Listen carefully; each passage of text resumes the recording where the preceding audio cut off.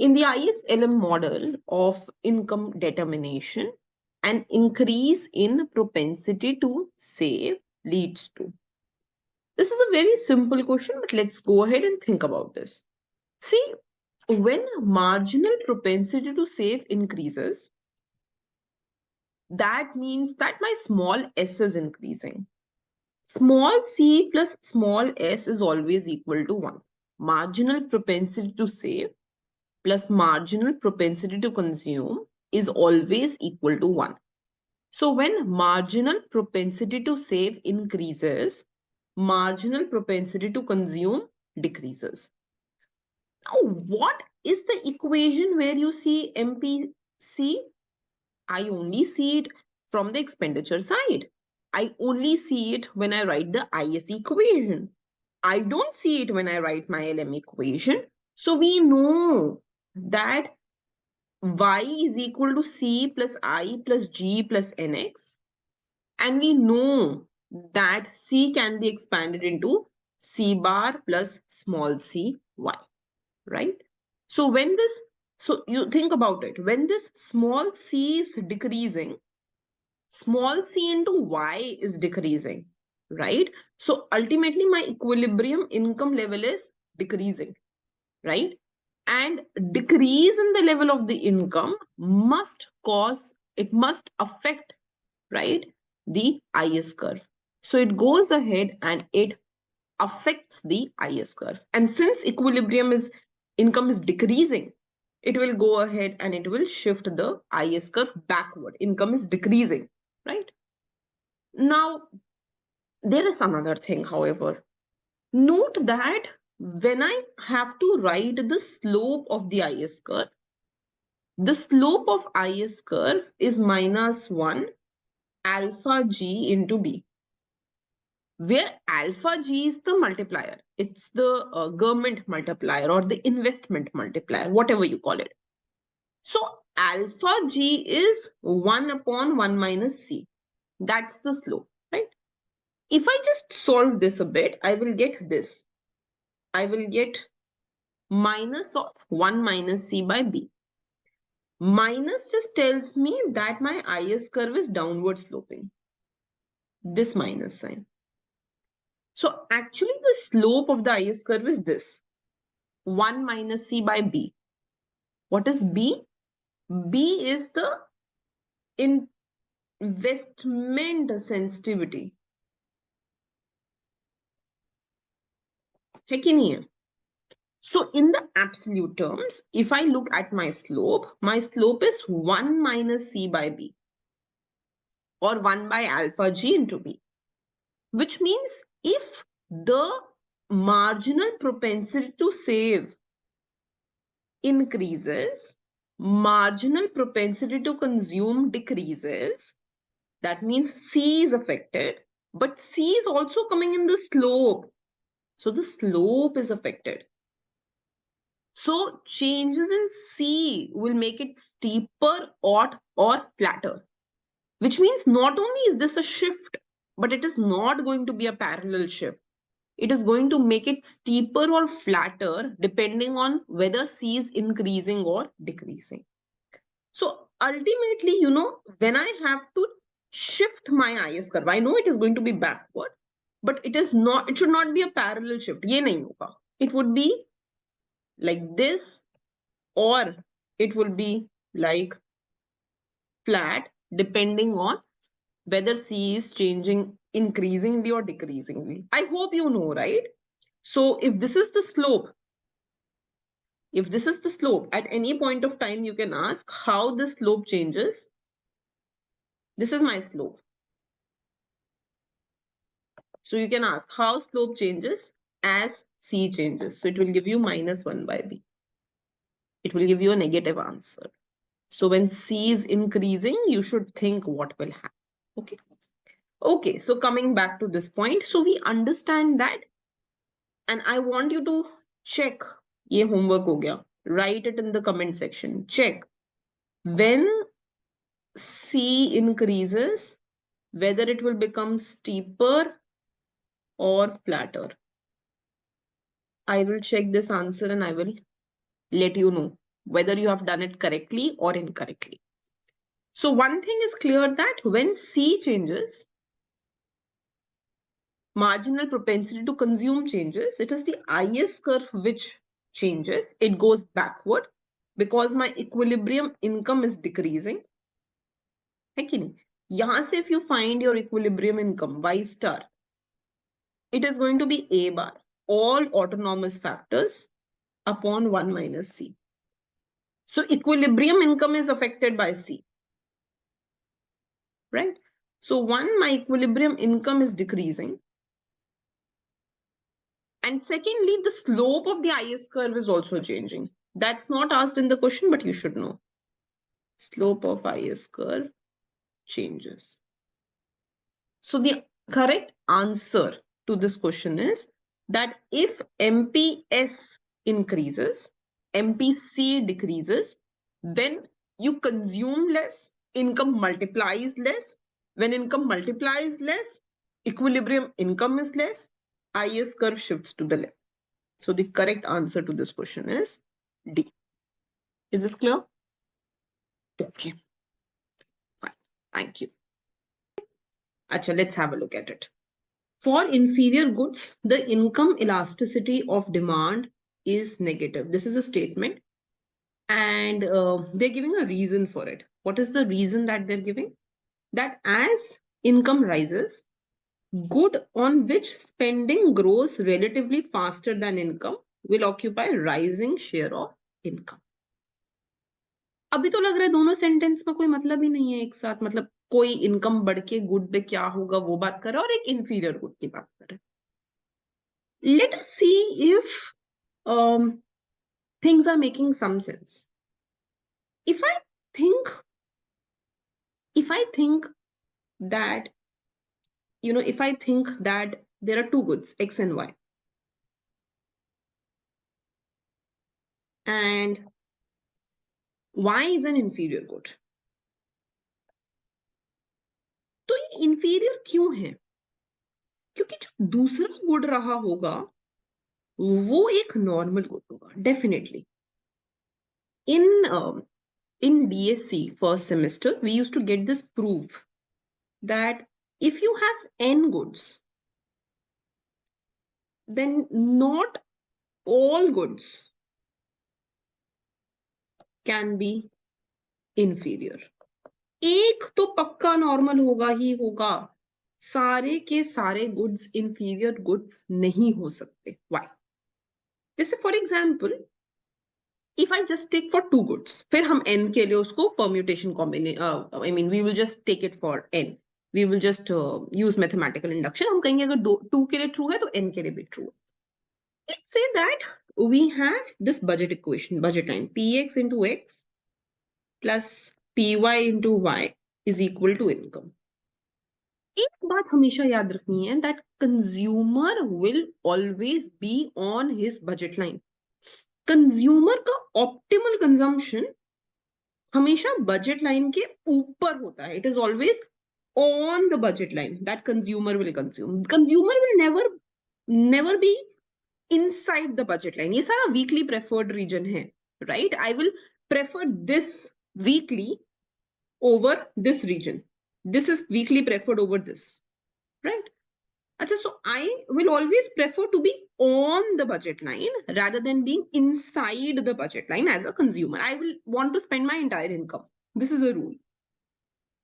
Now, if I say Y is an inferior good, that means when my income will increase, I will decrease the demand of Y. If I will decrease the demand of Y, if I will consume less of good Y, so my expenditure on good Y will also decrease. I'm not spending much income on good Y. I want to shift towards normal goods, right? So I will decrease the demand of good Y. अब इसके साथ मैं आपको ये बोल दूं कि देखो X भी एक inferior good ही है. X is also an inferior good. So when your income will increase, you will decrease the demand of good X also. So your expenditure on good X will also decrease. अब अगर x पे खर्चा कम कर रहे हो, y पे भी खर्चा कम करो. Suppose earlier my income was 100. I was spending 40 on X and I was spending 60 on Y. My income increased to 120. And I'm saying both are inferior good. Suppose कि दोनों ही inferior हैं, तो मेरी spending X पे भी कम हो जाएगी. I will spend less on X and I will spend less on Y because they are inferior. That means when my income increased to 120, I'm only spending 30 plus 50, that is 80. I am below my budget line. This is not possible. I have to be on the budget line. ये पूरा 120 रुपए खर्च करना जरूरी है. I have to spend this entire 120 rupees. If I have to spend this 120 rupees and I decrease the amount of Y, I must increase X. So X पे expenditure बढ़ेगा. X पे I will be spending how much now? 70. This is what I will be spending on X. I will be spending 70 rupees on X. So when one of the commodity is an inferior good, then definitely the other commodity has to be a normal good for you to be on the budget line. I hope this is making sense now.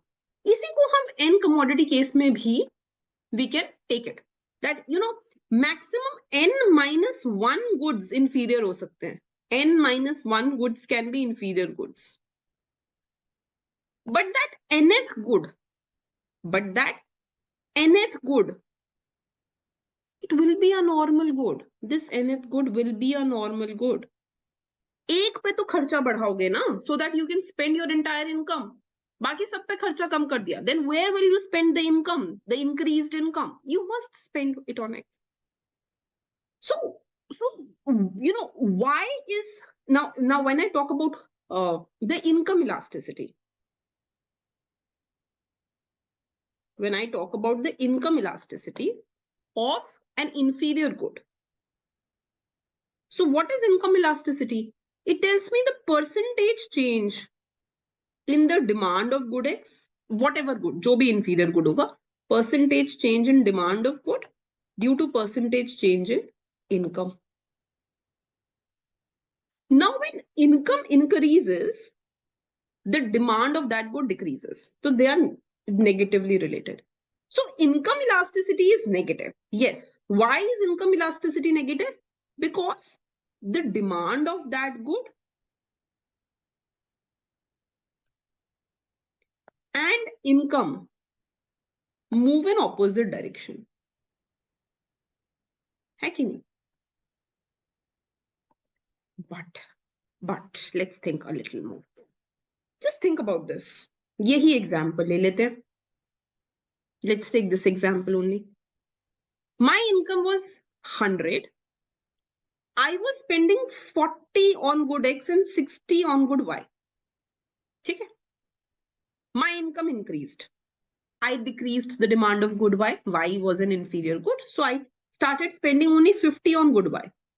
That means I will spend remaining 70 on good X. What was the share of income on good X earlier? पहले कितना percent good X पे खर्च कर रहे थे? 40 by 100. So I was spending 4 by 10th. That means 2/5 of my income on good X. Now what is the share of income on good X? I am spending 70 rupees out of 120 rupees. So it is 70 divided by 120, 7 by 12. This is 0.4. This is 0. Approximately 12 5s is 60. So 0.6 ले लेते हैं approximately. 72 होता है पूरा काटने के लिए. So 0.6. So do you see that the share of my income, जितना खर्चा मैं X पे कर रही हूँ, the share of my income will definitely increase if the other good is an inferior good. The share of my income on good X is increasing because good Y is an inferior good and I am reducing the amount that I'm spending on good Y.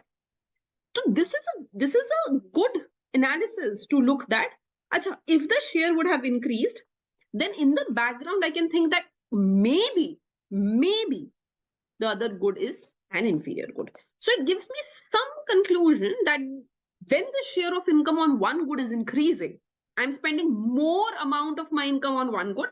That means I've reduced the share that I'm spending on the other good. The other good is an inferior good.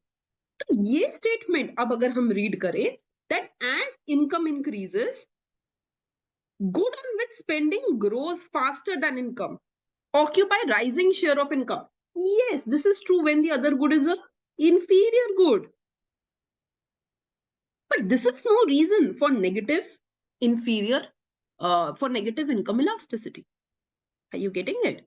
So we can say that both A and R are individually true. R is not the explanation for A. अगर इसकी जगह पे the assertion would have been that we spend less on inferior goods or we spend more on normal goods as income increases, then maybe this reason is correct. It makes more sense. इसका reason ही ये है that we are spending less on the first good and we are shifting on to the other good. But here income elasticity, negative income elasticity of inferior good is not linked to that, but they are interlinked statement. ऐसा ना लगे कि दोनों statements का एक साथ देने का कोई sense ही नहीं है. No, they are linked. We made this link between these two shares, right? So you have to thoroughly look at the sentences. Let's just go through my explanation once now. So A is true. Inferior goods have inverse relation with income. As income increases, demand of the good decreases. Reason पे आओ.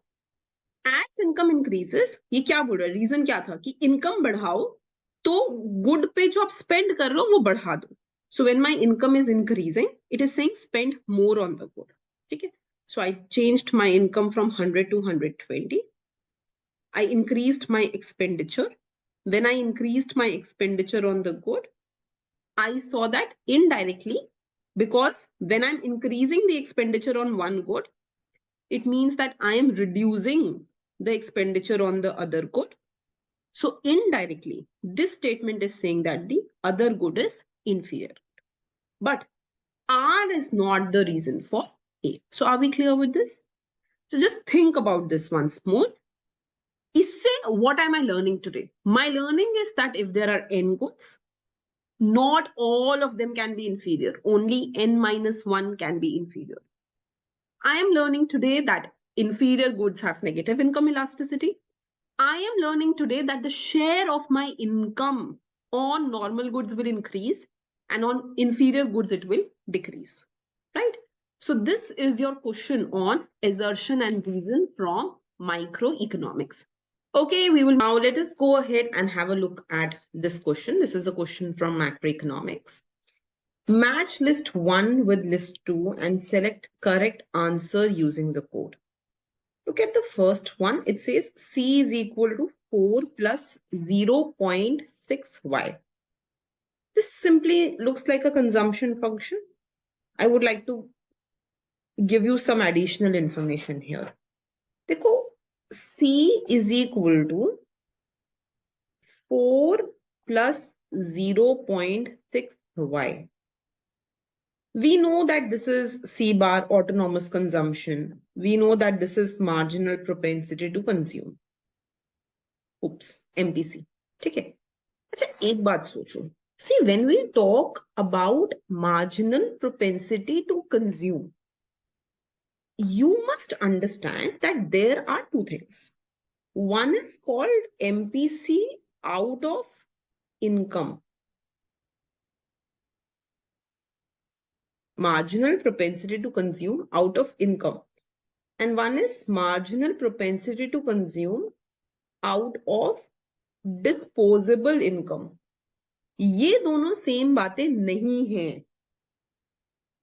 दोनों अलग चीजें हैं. जैसे for example, when I say C is equal to 4 plus 0.6 YD, तो मतलब जितनी मेरी disposable income बचेगी, the income I will be left with after I pay taxes, उसमें से मैं 60% consume करूंगी. So, if my income is 100 and I pay a tax of 10, then my disposable income is 90. I will be consuming 60% of this 90. जबकि ये कहता है I will be consuming 60% of income. So if my income is 100, I will consume 60% of Y. दोनों बहुत अलग बात है. यहाँ पर अगर आप देखो 60% of 90 is just 54 and 60% of 100 is 60. Right? So this is not the true picture actually. The true picture is only after you have paid taxes. Net income से ही consumption हो सकती है, right? So ideally, make it a habit that whenever you write consumption function, you write C bar plus CYD. ठीक है, ज़्यादा से ज़्यादा taxes zero ही तो होंगे in the question. So Y minus T C bar. So this will be if T is D 0. Then I will be left with the same thing. जितना मैं income से consume कर रही हूँ या disposable से, it's the same thing. Otherwise, the two are different things. ठीक है? Now, you have to think and tell me that suppose this tax is a proportionate tax. Then what is MPC out of income? What is MPC out of income if it is a proportionate tax? Out of income. Y के साथ क्या final factor लगता है जो आप consume कर रहे हो? I want to know that. Out of disposable income सी ही है, बट आउट ऑफ इनकम जब आप इसको सॉल्व कर रहे हो, what is the MPC out of income? I want to know that. Okay, so we understand that this is a consumption function, so this will be mapped to consumption function. So we know that answer of A is C. माने ये भी ठीक हो सकता है और ये भी ठीक हो सकता है. Now come for the answer of B. B is an investment function. So 80 minus 5, क्या है? 80 minus 5i. So I is equal to I bar minus BI. This is autonomous investment. This is interest rate. ठीक है? This is how sensitive you are to interest rate. So sensitivity to interest rate. Usually in questions में कहीं एक जगह पे trick होगी. ठीक है? वो ट्रिक कहाँ है इसमें? ये वाला पार्ट इज फाइन.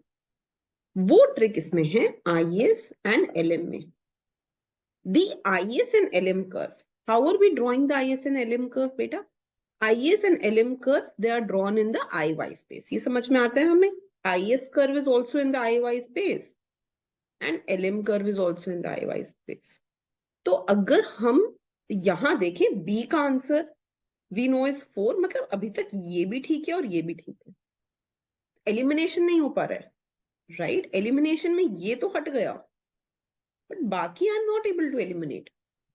यहीं पे द कंफ्यूजन स्टार्ट्स. अब मुझे कैसे पता चलेगा? How do I know both are function of I and Y?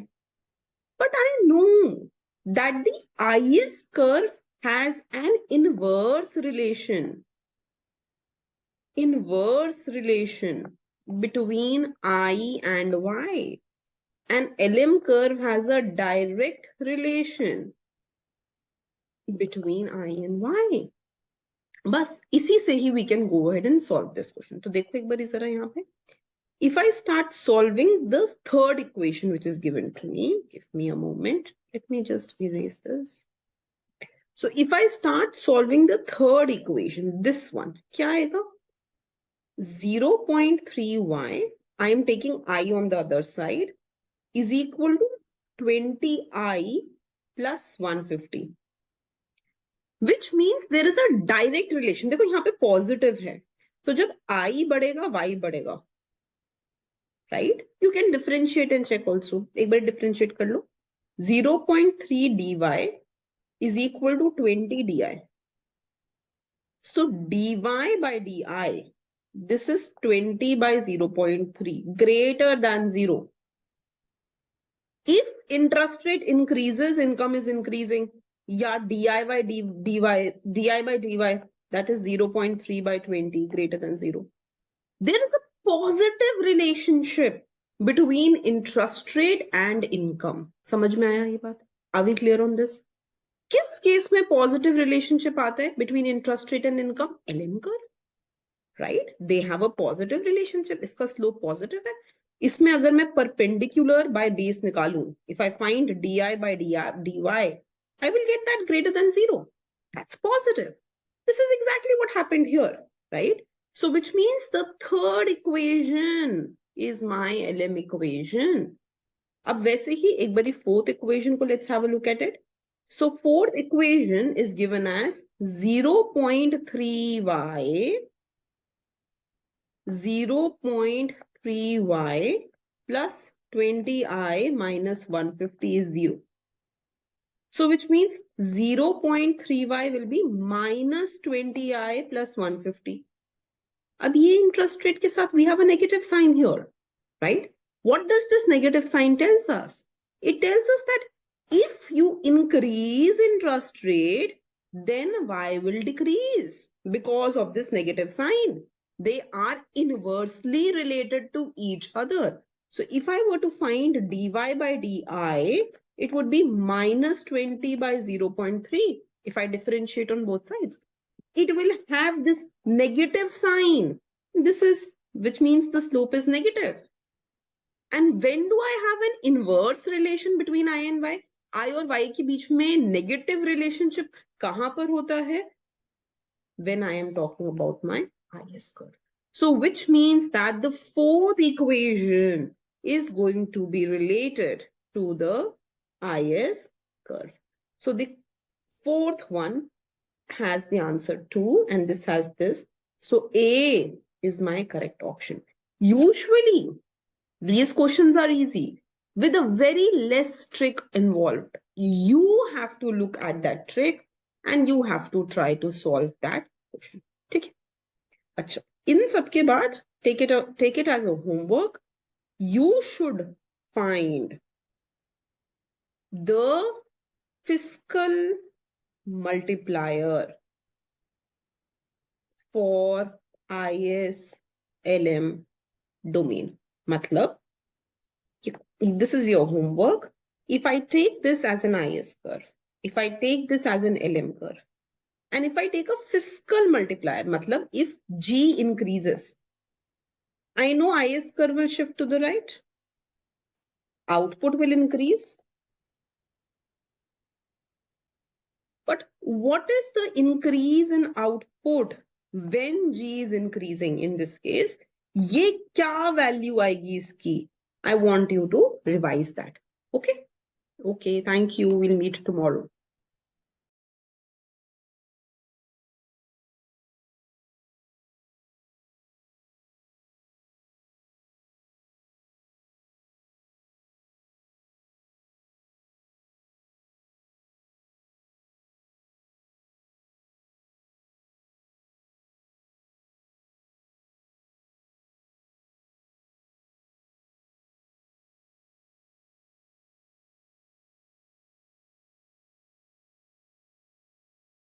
Hi, good evening, everyone. Today we will take another question related to CUET entrance exam. I hope you're doing these questions simultaneously with me to gain 100% confidence in the exam. This is a maths question, very, very simple. Let's have a look at this question. You're given a function and it is asking you what could be the sign of f dash x. Now, let's think about this. See, when I talk about f dash x, this is the slope of the function. It tells me whether my function is increasing or decreasing. Okay. If I talk about f double dash x, it is the slope of slope. So slope बताता है whether function is increasing or not, and this tells whether slope is increasing or not. That means the rate of change of slope, that is given by f double dash x. Okay, now let's go to the question. So you're given that fx is log x by x, right? Log x by x. So we need to find out f dash x. So we will use the rule of quotient rule. So f dash x will be differentiation of the numerator, denominator as it is, minus differentiation of denominator, numerator as it is, upon denominator whole square. This is going to be 1 minus log x upon x square. इतना is easy. ये f dash x आ गया. Now, see, you are given that x is between 0 to 1. Think, you are given x is between 0 to 1. Now, if I go ahead and I plot log x, how does log x look, beta? Log x looks like this. This is 0. This is 1. This is your log x. This is log x function. So when I talk about the value of log x, this is my x beta. This is the value that log takes. Okay? When I talk about the value of log x, when x is between 0 to 1, so log x kya ho raha hai? It is negative. Can you see? It is the value. So suppose I take log, 0.5 le lo x ki value. It will be negative, right? Take 0.7. It is negative. It is less than 0, right? Take 0.1. It is negative, right? So when you take the value of x between 0 to 1, log x is negative. कोई एक number होगा उसका जो negative value होगी. It will be negative. तो if, अब यहां देखो, if log x is less than 0, we have proved this, that when x is between 0 and 1, log x is less than 0. Log x is negative. So what will be minus of log x? बेटा जब minus sign लगाते हैं तो जो ये inequality होती है ये रिवर्ट हो जाती है. It reverses itself. So when I say minus log x, it will be greater than 0. Is this clear? Log x is less than 0, between 0 and 1. 0 से 1 के बीच में log x was negative. So if log x is negative, it means that minus log x will be positive. किसी भी negative number के साथ अगर minus sign लगाओगे तो पॉजिटिव हो जाएगा. जैसे log of 0.5 कोई नेगेटिव वैल्यू आई, तो अगर जब हमने माइनस log of 0.5 किया तो हमने माइनस ऑफ माइनस दैट कर दिया. It will become positive, right? So if log x is less than 0, minus log x will be greater than 0. I am repeating it, but I want you to understand the concept. Now let's add 1 on both sides. ठीक है बेटा? So I will have minus log x plus 1 greater than 0 plus 1. So what will I get? 1 minus log x will be greater than 1. मतलब जो 1 minus log x होगा, this 1 minus log x, it will be more than 1. It means it will be positive, right? Because it is more than 1, so it will be positive. So the numerator, this is positive. Now tell me something. What about x square? X square is square of a number. And the square of any number is always positive, isn't it? So this is always positive. The square of a number is always positive. Is that clear? So f dash x is, main numerator is positive, denominator is positive. So this entire thing is greater than 0. So we can say that fx is equal to log x by x is an, sometimes they will ask you whether it is increasing or decreasing function. It is an increasing function. because we saw that f dash x is greater than 0. But increasing in which domain? X की किस value में we found it to be increasing? When x is between 0 and 1. Exercise for you. If it was given x is greater than 1, can you say what will be the sign of f dash x? So instead of x between 0 to 1, if they tell you x is greater than 1, can you state what will be the sign of f dash x? So for our case, the answer to this question is that f dash x is greater than 0. Is that clear? Okay, so we will meet tomorrow again with another question. Till then, keep practicing.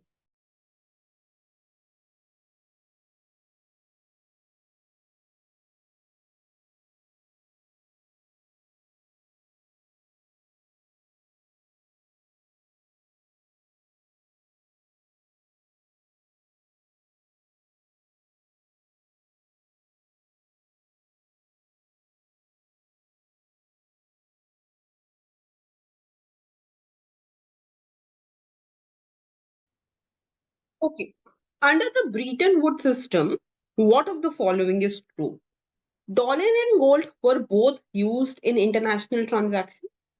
Dollar and special drawing rights issued by IMF were used as international currencies. Only special drawing rights were used. Dollar was recognized as international reserve currency. This is the question. ठीक है, अब समझो एक बारी please. Please understand. See, the Bretton Woods, let me give you some introduction to it. It was a set of unified rules. Okay, and policies, rules and policies. And what did it do? It provided a framework. अभी easy language में समझाते हैं. It provided a framework to create fixed international currency exchange. This word is enough for you to remember. Fixed international currency exchange. So basically क्या हुआ? We wanted to go towards one currency which can be used as an international currency accepted by all the countries for doing transaction and as a purpose of setting the reserve. जो भी देखो, आज भी जब हम लोग बात करते हैं हमारे रिजर्व की, रिजर्व किस चीज के बने हैं? सेंट्रल बैंक के. It has gold, it has silver, it has currencies, foreign currencies, especially dollar, right? So reserve of any country, which tells how rich a country is, which currency will be used for those reserves. कौन सी currency से पता चलेगा कि कौन सी country कितनी rich है? Which would be that one unified currency, one international currency? That is what Bretton Woods stood, it told, right? Now this Bretton Woods, it was officially called as the United Nation Monetary and Finance. It basically जो इसकी conference हुई थी, Bretton Woods conference. Let me write down. So the Bretton Woods conference, this was officially called as United Nations Monetary and Financial Conference. This is what it was called. United Nation Monetary and Financial Conference. Is that clear? This conference, it had delegates from 44 nations.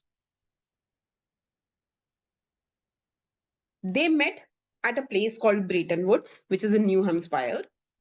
And they agreed, वो मिले और उन्होंने discuss किया in 44 countries ने कि क्या नए rule होंगे after World War II to go ahead and to establish a good international system, right?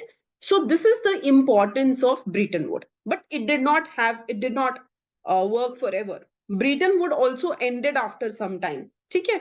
It ended in 1971. But anyways, we are not going to talk about that for now. So this is what Bretton Woods is all about.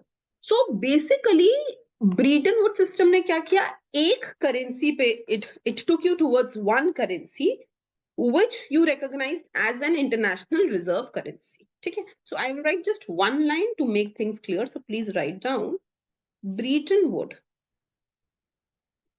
system of exchange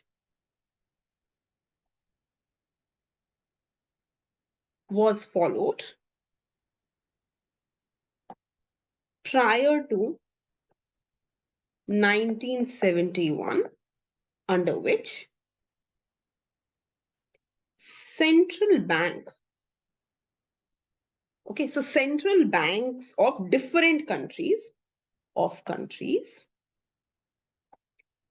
other than US were given task of maintaining fixed exchange rate between their currencies and US dollar. So they had to maintain fixed exchange rate between their currency and the US dollar. Am I clear on this? So the correct answer to this question is D. Dollar was recognized as international reserve currency. One thing that I want to highlight here, homework for you. Please write down. Who ended? Please answer this question. Okay. Who ended Bretton Woods system? सिर्फ who नहीं बताना है. Give me state one reason why it ended. Okay, it may come in MCQ, so you should give me one reason why this Bretton Woods system ended. Okay. Okay, thank you. We will meet in the next class.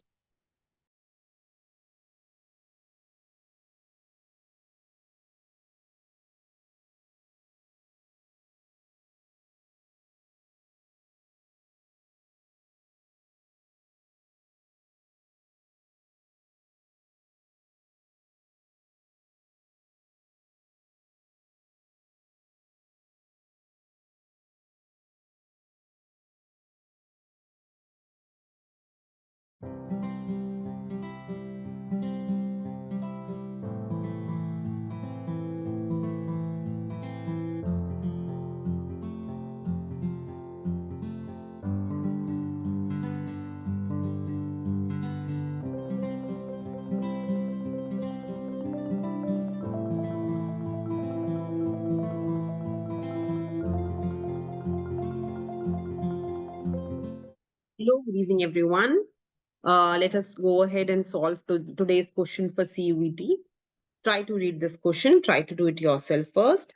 So it says, following are given, all P are Q, no Q is R. So all P are Q. थोड़ा सोचते हैं. Can we say, when we say all P are Q, we need to either, you can just directly kind of go ahead and solve this. Or what you can do is you can also think of statements that follow this thing, right? So I can go ahead and say that if I have this as P, whatever is P is definitely Q. This is what it is saying. All P are Q. So whatever is P is definitely Q. Other way around, I don't know. So whatever is P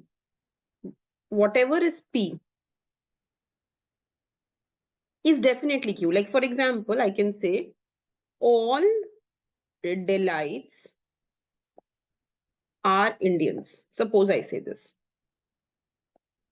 But not all Indians will be living in Delhi, right? So not all Indians will be delights.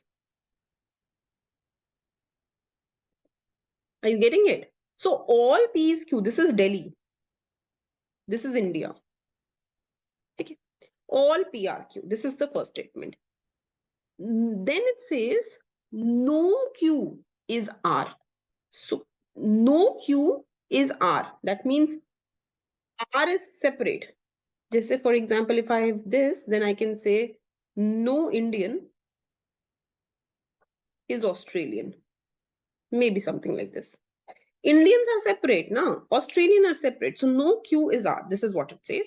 From this, what can we infer? Some PRR, no.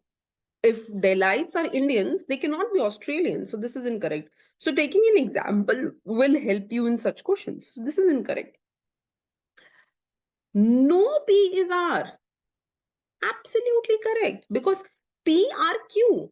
Delites are Indian. So they cannot be Australian. So this is correct. This is correct.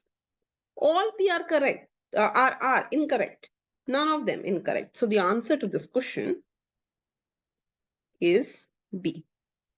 Now I give you a question for practice and you have to comment below and tell me the answer to it. Okay. So I'm giving you some PRQ and I'm saying no R is Q. Some PRQ, no R is Q. What can you infer?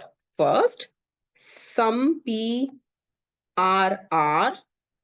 B. No P is R. C. All P are R. D. None. Comment below, tell me the answer. Nobody is going to skip answering the question. Okay? Okay. Thank you, everyone. So, fx by x with respect to x is pretty good question and simple also. So let's see this. There are two ways to solve this question. Let's say I take y is equal to, let me first show you what you would have done. Let's say y is equal to fx by x. एक चीज क्या कर सकते हैं? Let's find out dy by dx. This will be differentiation of numerator into denominator as it is minus differentiation of denominator into numerator as it is upon denominator whole square. This will be f dash x into x by x square minus fx by x square. This will be f dash x by x minus fx by x square. This will be dy by dx. Now, what do I have to find out? I have to find out so I am given that elasticity of fx is 0.5. That means when I do f dash x, and this is the slope, okay, into x by fx, right? This is how function changes as x changes into original value of x by original value of function. When I do this value is given to me as 0.5. This is given to me, right? So one thing I can do is, maybe from here, if you ask me what will be elasticity of fx by x, I differentiated this function and I got this. So let fx by x be z.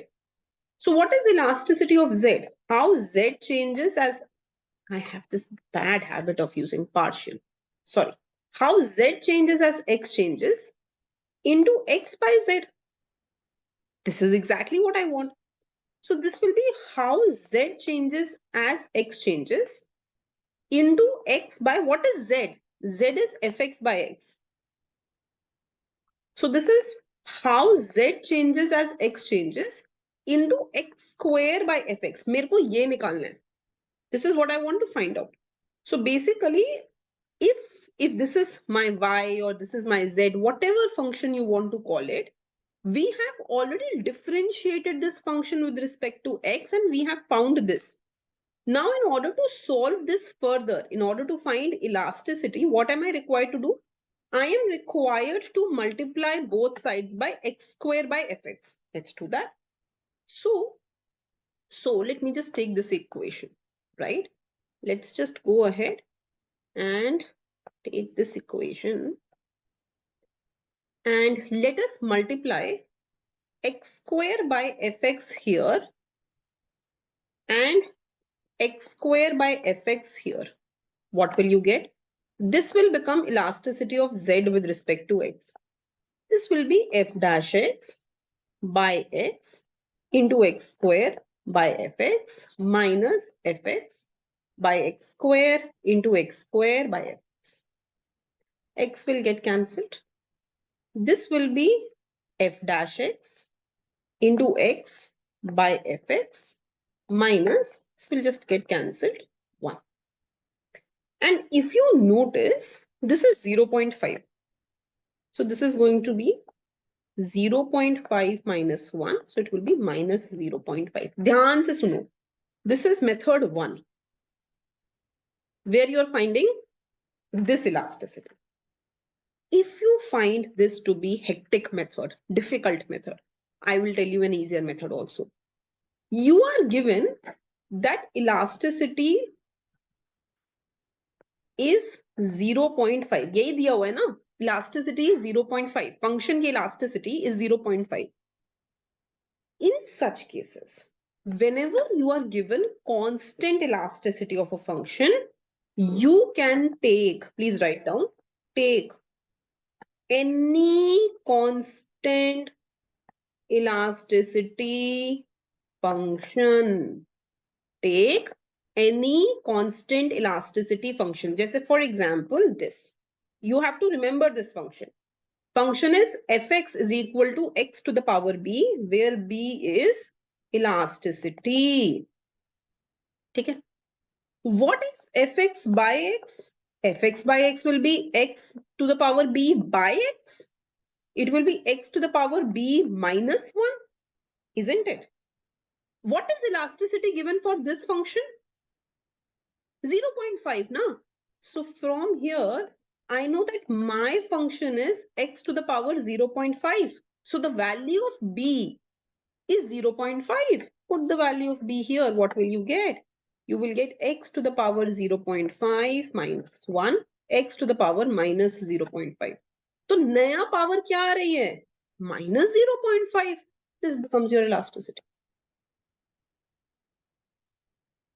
Very simple. Very, very simple. You take any fixed elasticity function. Fixed elasticity function is given by x to the power b.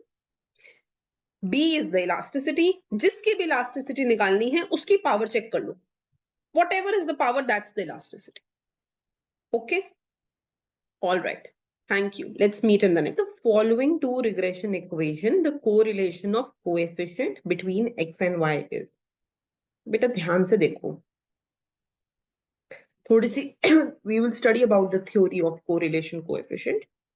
देखो, correlation coefficient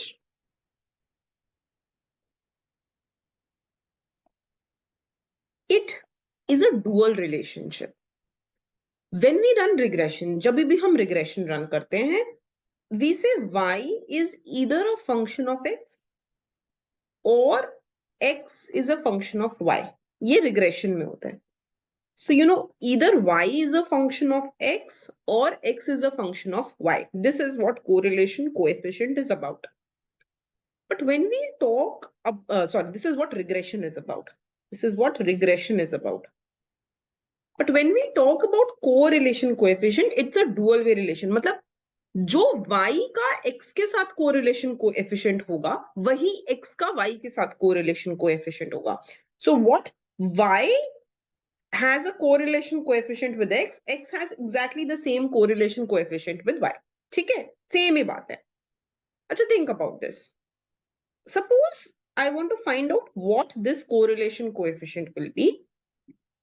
Or people write it with R square also. You know, R square in two variable regression can be called correlation coefficient. Coefficient of determination की बात अभी मैं करूंगी. So when I talk about R square, right? When I talk about R square, this is basically nothing but this is summation xi yi whole square upon summation xi square summation yi square. थोड़ा सा इसको समझेंगे एक बारी पहले. Question is okay, but we should understand each concept.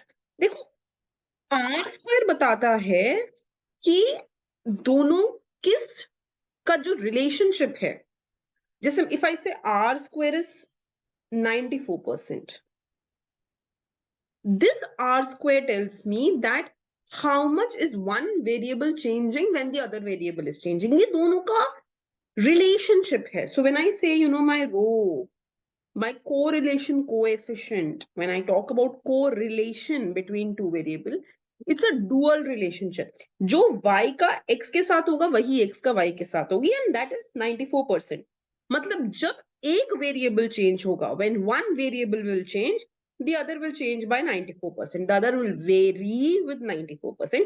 Actually, correlation coefficient का ये मतलब होता है, right? So when I talk about correlation coefficient, बहुत बहुत ध्यान से समझना है हमें कि रिग्रेशन में कैसे यूज करते हैं और जनरल टर्म्स में कैसे यूज करते हैं. We have to try to understand that, right? So when I talk about correlation coefficient in the general terms, it means that I am asking what is the relationship, what is that number which gives me the strength of the linear relation between two variables. Please write this down. So please write down correlation coefficient. इसको हम रो से represent करते हैं. अभी धीरे धीरे चीजें clear होंगी. So correlation coefficient is a number that calculates, it is calculating the strength between two variables x and y. और ये कौन सा स्ट्रेंथ कैलकुलेट करता है? ये जो स्ट्रेंथ कैलकुलेट करता है, ये स्ट्रेंथ होता है हमारा लीनियर स्ट्रेंथ. लीनियर रिलेशनशिप ही बता सकता है. It can not tell non linear relationships. It can only focus on linear relationships. So for example, if I have y is equal to x square, my correlation coefficient will be 0. I can only estimate linear relationship between two variables. कोई दो variable के बीच, between any two variable, what is the strength? What's the linear relationship that I have? That is correlation coefficient. Usually it is represented by rho. इसको measure करने के there are various, we have something called Spearman's method, rank correlation method, etc. But when we talk about regression, then this r square definition changes a bit. So if I say y is equal to beta naught plus beta 1 x1, and I say r square is 94%. When I talk about this r square, रो की जगह पे जब मैं ये r square use करती हूँ, then this r square tells me how much variation in y is explained due to variation in x. How much variation in y is explained due to variation in x. Now, what do we want to say? जब इस r square का under root निकलता है, when we find the under root of this r square, then that is equivalent to rho. So, when I use the formula of r square and I find the under root of this is my correlation coefficient. Actually, ये correlation coefficient है. So, correlation coefficient is a dual. I hope this is making sense now. It's a dual way relationship. It tells me the linear strength between two variables x and y. Linear strength. ठीक है. अच्छा, एक बारी देखो.